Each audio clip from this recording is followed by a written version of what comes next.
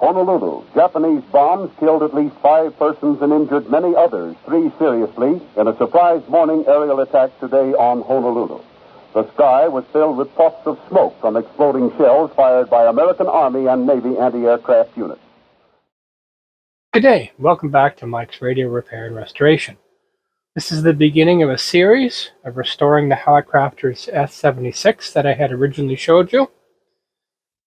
So in this first part, we are going to do an initial assessment. We're going to take a look at it cosmetically. We're going to look at some visual issues that I see. And then we're going to take the case off it and have a look at the underside. I don't know what the state of this radio is. I suspect it's been modified or altered to some degree. I don't think any part of it's been restored. So we're going to get into it. We're going to have a look at it, and we're going to make a plan to go forward. And of course, the idea is to get this up and going again in fine style. My gut is telling me that this one's going to be a struggle. So right off the bat, you'll notice that this is not an original knob. I've put this on just temporarily. One of the things that I often do is I'll look at all of the set screws of the knobs. And I have the original volume control. This is not the original volume control knob. Somebody had tried and stripped Allen keys and attempted to try to drill it out. So I finished the job properly. I have drilled the original knob out, and the skirt was pushed off it. So I've got to put the skirt back on it and retap it and put a new slightly larger set screw in it, which is not a big deal. I've had to do it before, but it's always a pain to me when I have to drill and tap and fool around. The rest of them are quite savable. Everything else is good. So the S-76 in itself has got an interesting history. And correct me if I'm wrong, I believe this is Hallicrafters' first attempt at a dual conversion or a super heterodyne radio. It has an initial IF of 1650 kilohertz rather than 455 like our S-38 project had. And it has a second converter that runs at 1600 kilohertz. So the difference of that is 50 kilohertz. So the second IF is processed at 50 kilohertz. So this is a dual conversion receiver, and I believe it's Hallicrafters' first crack at that. So a dual conversion like this is better for sensitivity, scraping out images and other noises. So it's going to be interesting. Of course, it's got this big, sexy S meter. You got to love that. So let's take a look at the back. So looking at the back, well, before we talk about that, the case itself is in fairly good shape. I think it'll clean up nicely, and I don't really need to do much with it other than cleaning. It looks like it had some kind of a tag attached to it at one point. So I don't know what that is, whether it was an asset tag or something along that line. I'd love to know what that was, but it's long gone. But I see a couple of things that concern me. First off, somebody's put in an SO239 connector on the back. It's quite tarnished, it's quite corroded, so I mean the hole is there, the damage is done. I'll probably clean up and put a new one of these on and make sure that it's been wired in correctly. There's the next thing, the speaker output, or the headphone output. Somebody's put a 1/4-inch jack plug in the back, and they've broken the original speaker terminal. Now, I believe I have a spare chassis from another Hallicrafter, it's a parts machine, that I can take this block off. I can remove this and probably patch in the other one and put it back to the way it was. So all in all, these two things tell me there's been some modifications done. I hope not too much, and of course that's the S-meter calibrator.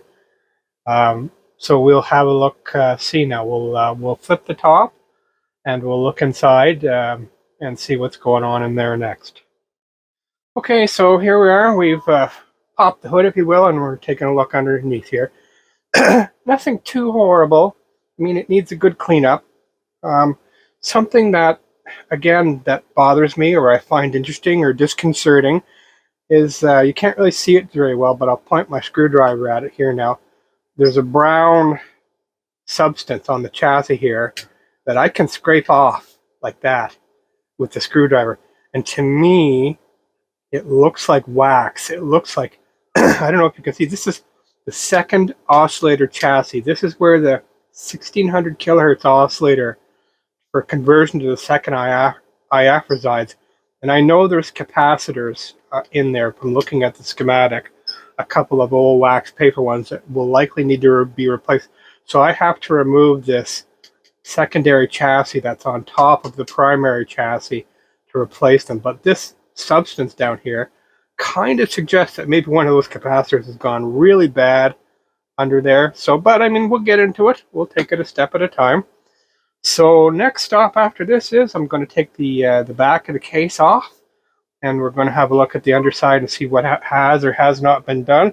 It's always the most interesting part of me, is looking underneath to see what's what and how much of a struggle this may or may not be. So I don't see anything shocking under here.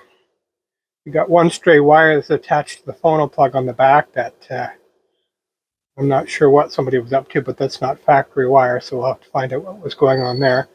But I don't see it as being restored. I do see that somebody's been and attempted to align it. They picked the wax out of the antenna and oscillator coils, so we'll see where that goes. Lots of old wax capacitors, of course, have got to go. And we've got a bumblebee over here. Similar, this radio, of course, its big brother, or what came after this, was the SX100.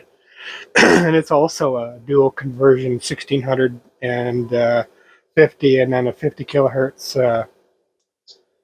IF. It has a bandwidth switch here, and there's one bumblebee capacitor here, and there's two and another two more capacitors in this switch that are very delicate to do.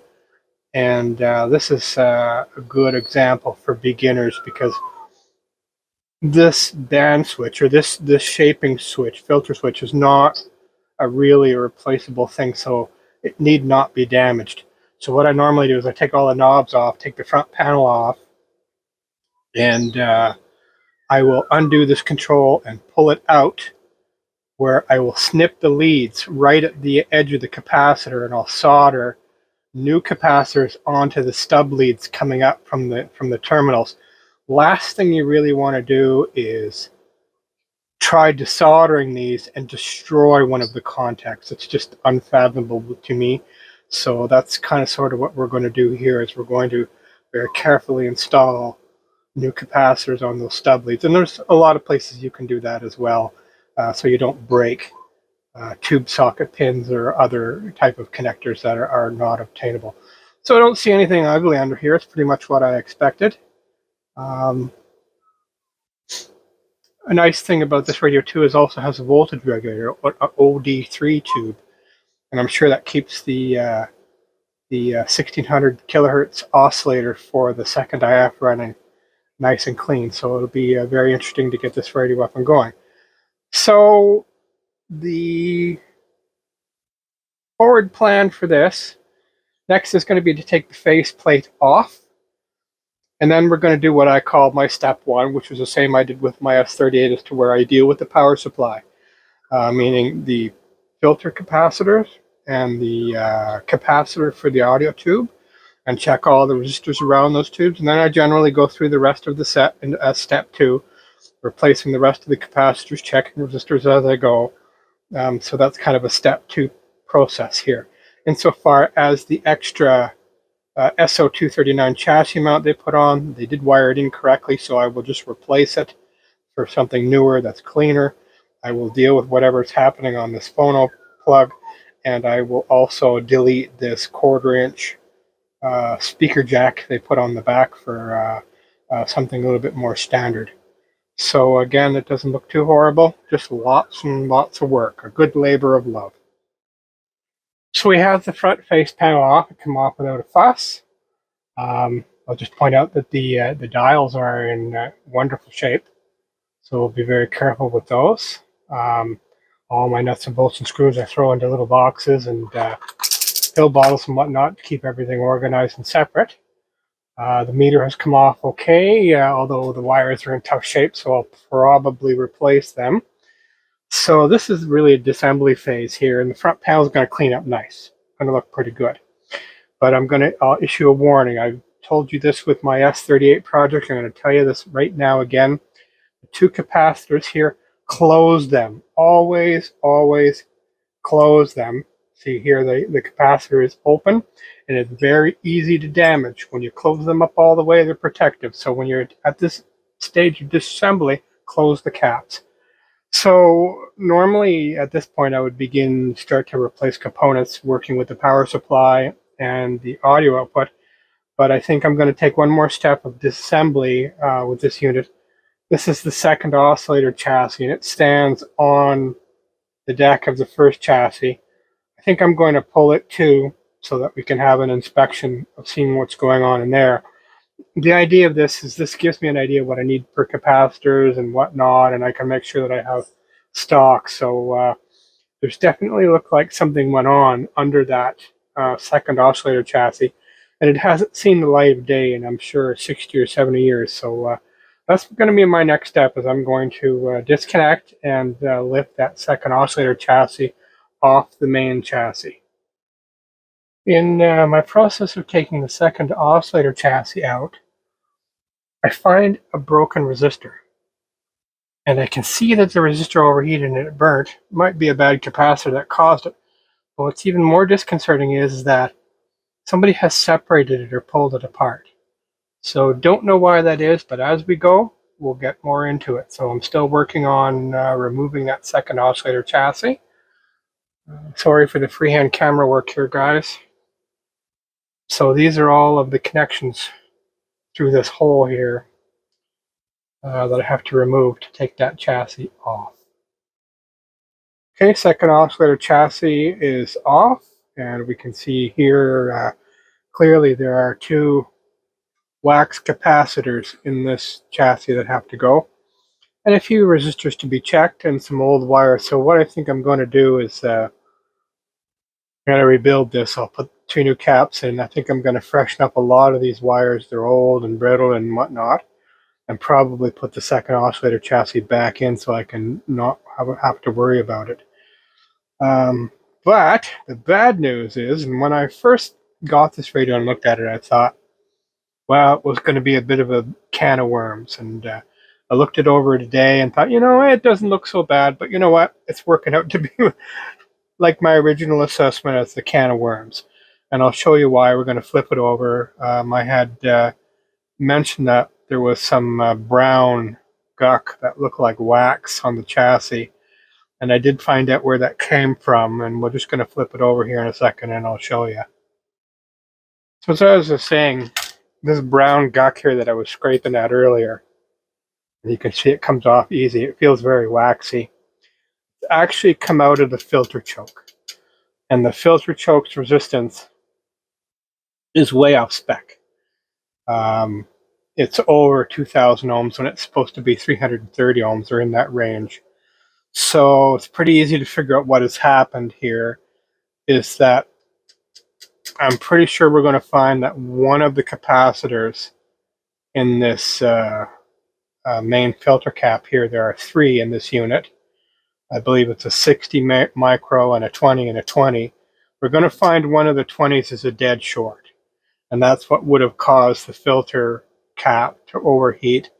And all of this guck has come out of this filter cap. Now, this is not a simple part to get, but I got a lead on a couple of different ones. I've actually got a lead on an original one. I may or may not be able to get it, but a Hammond 157M, I think, with a little bit of tinkering and modification will work in there just fine as well. So one way or another, we're going to wind up replacing that this choke here, part of the power supply.